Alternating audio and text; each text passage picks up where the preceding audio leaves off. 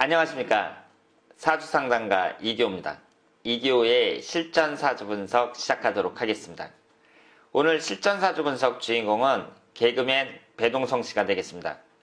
이분은 1990년대에 활발하게 활동했던 분인데요.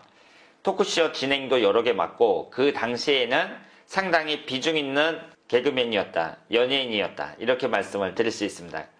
그런데 이분이 결혼을 했는데요.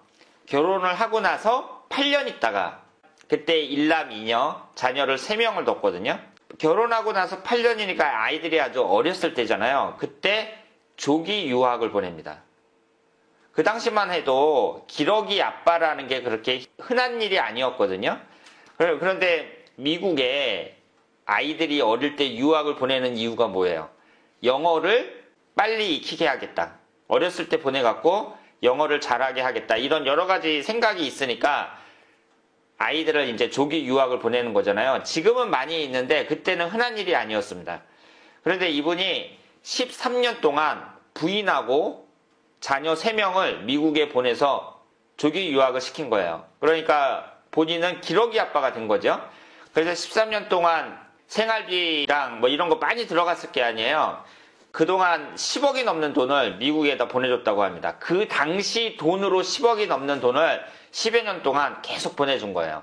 그리고 생활고에 시달리다가 이제 돈이 없으니까 가족들이 이제 한국으로 돌아와라. 그래서 돌아왔는데 돌아와서 부인이 이혼해버렸습니다. 그래서 그 당시에는 배동성 씨에 대한 동정론이 상당히 높게 일어났어요. 불쌍하다는 거죠. 우리가 이 기러기 아빠라는 것에 대해서 한번 생각을 해볼 수가 있는데요. 사람들에 따라서는 그 기러기 아빠에 대해서 찬성하는 사람들도 있고 자식의 교육을 위해서는 충분히 그럴 수 있다 이렇게 생각하는 사람들도 있고 반대하는 사람들도 있는데 저 같은 경우는 반대거든요. 왜냐하면 내가 우리 자식을 낳아가지고 어린 나이에 미국으로 딱 보낸단 말이에요. 그러면 그 아이의 장래를 위해서 뭐 영어 습득이라든가 이런 점에서 유리한 점도 분명히 있겠죠. 그런데 가정이라는 게 있잖아요. 가정이라는 게 남자 입장에서는 이제 자식들도 있고 부인도 있고 그 가정의 테두리에서 소소한 행복을 느끼면서 그렇게 살아가야 되는데 이렇게 13년 동안이나 배동성 씨처럼 자녀들이랑 이렇게 떨어져 있으면은 자녀들하고 그 아버지하고 끈끈한 정이라는 게 생길 수가 없잖아요. 그러면 근본적인 물음을 던질 수밖에 없는 거죠. 왜 결혼했냐? 그렇게 어린 나이에 아이들을 외국에 보내갖고 떨어져 살 바에는 왜 결혼을 했냐? 이런 의문을 던질 수밖에 없습니다. 그래서 저는 남자가 기러기 아빠가 된다. 이런 것에 대해서 그렇게 탐탁지 않게 생각하고 있는데요. 제 가까운 친구 중에도 기러기 아빠가 있습니다. 이런 것이 이제 뭐 잘 됐느냐 못 됐느냐 이걸 떠나서 일단 오늘 주인공은 배동성 씨인데 배동성 씨가 그 당시에 기러기 아빠로 고생만 하다가 그러니까 고생만 한 거죠. 본인은 그렇게 연애 활동을 하면서 1년에 1억 정도를 보내준 거잖아요. 그게 그 당시로는 쉽지가 않았을 텐데 그렇게 고생만 하다가 결국은 가족들이 와갖고 이혼당한 거예요. 그래서 참 같은 남자로 봤을 때 불쌍하다 이렇게 볼 수 있죠. 그렇다면 배동성 씨가 어떤 사주를 갖고 있길래 이런 삶을 살게 됐나 살펴보도록 하겠습니다. 지금 여기에 보시는 것이 배동성 씨의 사주입니다. 을사년 김묘월 병술일 이렇게 되어 있는데요. 여러분들은 배동성 씨의 사주를 보면서 중요한 특징을 발견하셔야 돼요. 아주 중요한 특징이 있습니다. 배동성 씨는 가정운이 아주 약한 남자예요. 그 얘기는 뭐냐면 지금 남자 입장에서는 자식을 나타내는 게 관성운이고요. 그리고 여자, 부인을 나타내는 게 재성운입니다.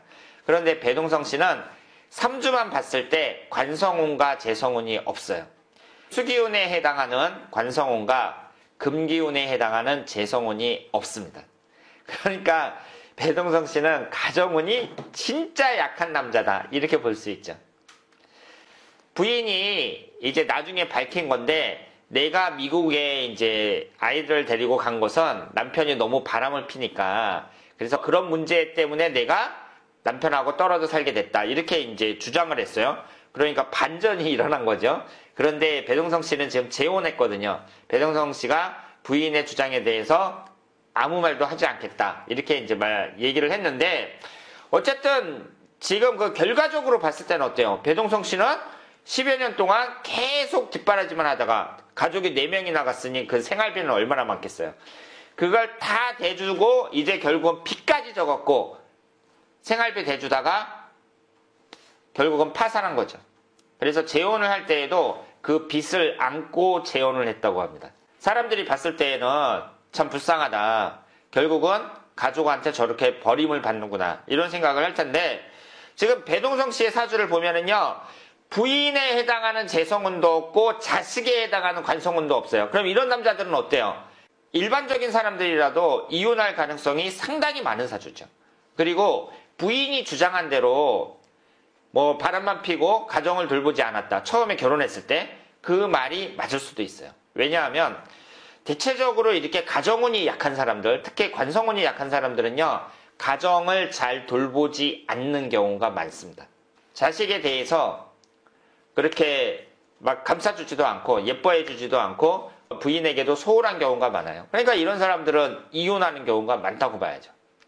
그런데 책임감 같은 건 있다고 봐야죠. 부인의 주장이 맞는지 안 맞는지는 모르겠으나 일단은 배동성 씨의 사주를 봤을 때에는 가정운이 대단히 안 좋다. 이것을 알 수가 있고, 이런 사람들은 이혼하는 경우가 상당히 많다. 이렇게 볼 수 있습니다.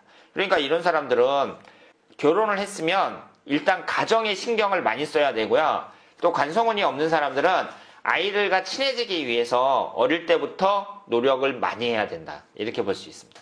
배동성 씨가 그러면 자녀들을 조기 유학을 보냈잖아요. 그게 잘한 거예요? 못한 거예요? 못한 거죠.